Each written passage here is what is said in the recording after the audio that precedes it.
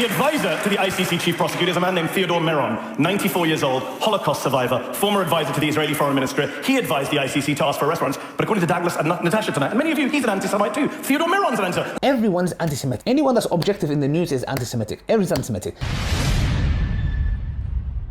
These are some of the drinks in my fridge, guys. Just some of them, subhanAllah, that we drink. Along water and many other things. Many fruits to pick from. Many foods to eat from, subhanAllah. What about the people who are starving in Gaza, all around the world, who do not have food to eat? How can we make these drinks, these foods go down our throat, knowing that they're starving? I am working with the One Ummah charity for the food project, guys, and they are a 100% donation policy charity.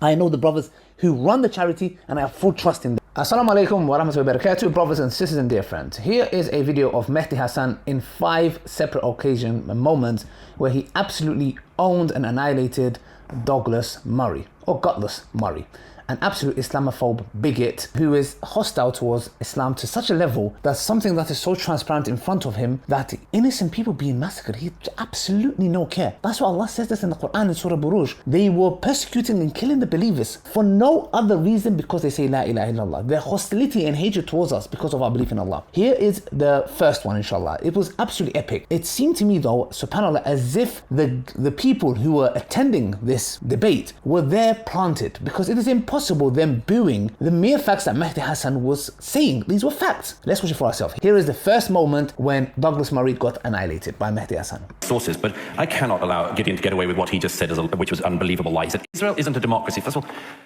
just I don't know. Maybe have you ever been there? Yes. When? A few years ago, not recently. I don't get awards from the president of Israel like you do, so I don't get to do soft call interviews. I didn't get invited into Gaza. If I were you, let me finish my point. But you went to Gaza, right? You said you went to Gaza. How come you went to Gaza when the world's media is not allowed into Gaza? There's 2 reasons. But they took you into Gaza. Well, first of all, I'll explain, but let me pick up my point since you keep trying to... So there you go. The first moment he absolutely got on by Mahdi Hassan. You saw it for yourselves, subhanAllah, brothers and sisters, that he can easily go in and out. That's why. So, you know. So what does Gutless Murray resort to? Calling him, naming him stuff, calling him names, Hamas supporter. Can you imagine Hamas supporter for stating mere facts? And here is the reaction of Mahdi Hassan to that. Choice at the end of the day. Yes, but let me just deal with a few things that Douglus said, because there were a few things were said. I mean, it's amusing. I wasn't surprised at all. I came to a debate in Toronto to debate Israel with two defenders of the current government, and so far Gideon and I, correct me if I'm wrong, we could have done a long list of you're apologists for genocide and war crimes and crimes against humanity. We didn't do that, but we've been called liars and Hamas supporters, and I get it. Neither of us talked about Hamas. We don't support Hamas. This is not a debate about Hamas. I know Douglus wants to redefine it as a debate about Hamas. Great, good for him, because he can't actually deal with the arguments we're putting forward. All the Jews who are putting forward these arguments, they're all anti-Semites, remember. I just want to deal with one point very important here. Douglus is the great journalist in Israel. I love this. Cosplaying as a journalist, going into Gaza with the IDF. Douglus interviewed Benjamin Netanyahu in January. Douglus did not. You're very bothered by Qatar and funding Hamas. They're your bosses. But well, we're talking about bosses. Let's talk to this. You're literally paid by them. I've interviewed Qatari officials. You could go on YouTube and watch my interviews with Qatari officials. And then you could watch Douglus interview Benjamin Netanyahu, where he asked him pearls like, is there another chapter left in the Netanyahu biography? That was the strong question. He didn't ask Benjamin Netanyahu, why did you work with Qatar to fund Hamas all those years? Why did you prop up Hamas all those years? Why, according to today's Israeli media, did you have reports that there was going to be an attack on your citizens and completely allow that to happen? Douglus didn't ask any of those questions. Instead, he'd like to spray around Hamas at the Muslim on the stage. Douglus referred to Hamza Yusuf, the First Minister of Scotland recently, as the First Minister of Gaza.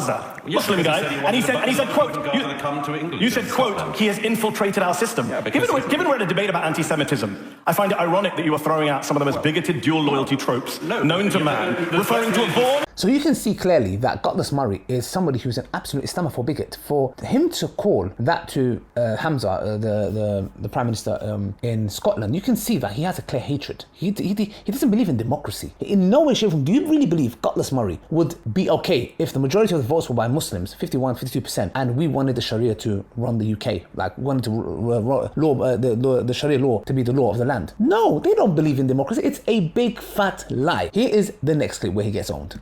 Very briefly, because I've got a question for Douglus, very briefly. I'll be as brief as everyone else. The propositions that I've sprayed around the word lie and liar, so let's return the compliment. Natasha lied when she talked about UNRWA and terrorism. The UN set up an independent inquiry, asked the Israelis for evidence. I know you don't want to hear this. They asked the Israelis, she's parroting propaganda from the Israeli government. The Israeli government was... Just 1 second. They are booing him for stating a mere fact. He's stating a fact and he's getting booed. That crowd was planted. I don't care what anybody says. The Israeli government was asked to give evidence. They refused to give their evidence. Every Western government, including your own, Canada's, has restarted funding because they looked at the evidence and didn't see it. That's great.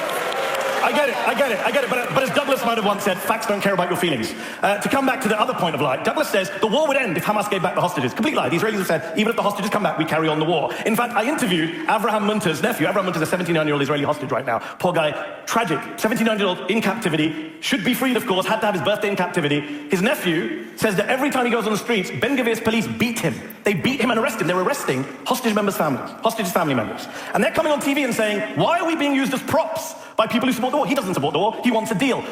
Israeli family members are going on the streets and being tear-gassed and water cannoned, whatever, beaten by the police because they want a deal and they want an end to the war that Douglas and Natasha so proudly support. They keep telling us about the horrors of October the 7th. I agree.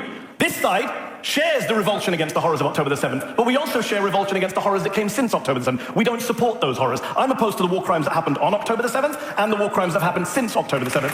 Douglas, no, I've got to finish this point.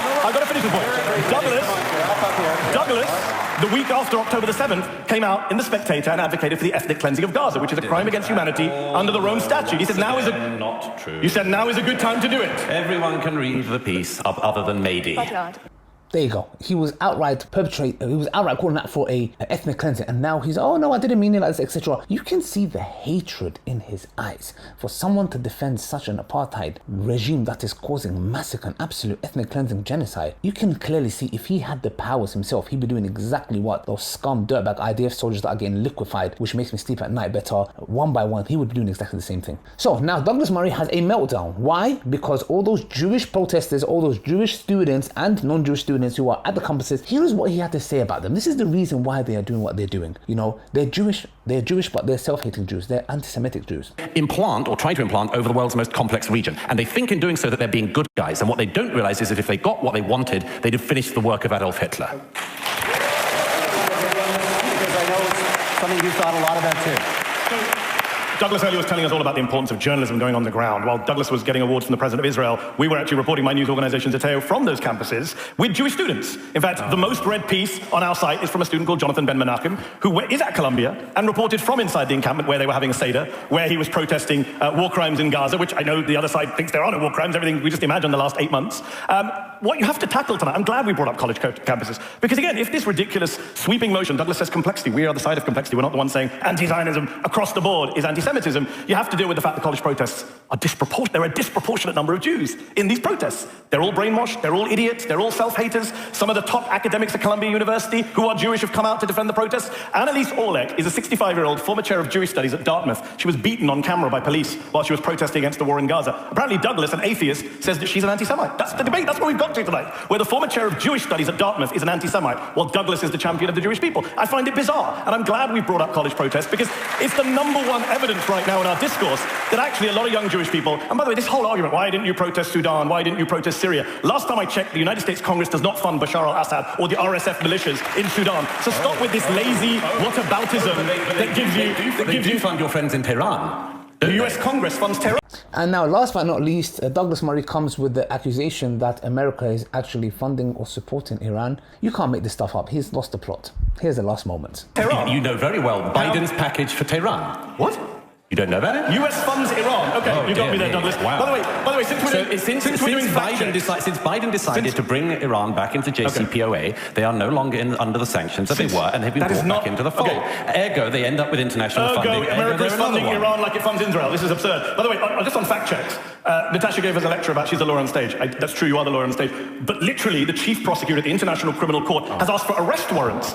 And you're booing again. I know you don't like it, but by the way, the advisor to the ICC chief prosecutor is a man named Theodore Meron, 94 years old, Holocaust survivor, former advisor to the Israeli foreign minister. He advised the ICC to ask for arrest warrants. But according to Douglas and Natasha tonight, and many of you, he's an anti-Semite too. Theodore Meron's an anti-Semite. Let's just keep the list. You can't make this stuff up, guys, yeah? A previous Holocaust survivor advised the judges to go ahead and give the arrest warrants. He is an anti-Semite. Everyone's anti-Semitic. Anyone that's objective in the news is anti-Semitic. Everyone's anti-Semitic. It's like a badge of honor now. It's like people are carrying it. Like, it's unbelievable. They have used the word so much that they are actually doing a disservice to actual literal anti-Semitism. Zionism will end. That was the 5 key amazing moments. Mahdi Hassan absolutely annihilated Douglas Murray. And on my next video, I'm going to be talking about Jordan Peterson, the absolute scum, dirtbag, intellectual fraud who is attacking Mahdi Hassan. For what? That's all I have to say, brothers and sisters. May Allah bless you guys. Assalamu alaikum wa rahmatullahi wa barakatuh. Hope you guys enjoyed this as much as I did. May Allah subhanahu wa ta'ala aid Brother Mahdi Hassan against talking against oppression against these individuals. And may Allah subhanahu wa ta'ala guide us and guide him and all of us, inshallah. Assalamu alaikum wa rahmatullahi wa barakatuh.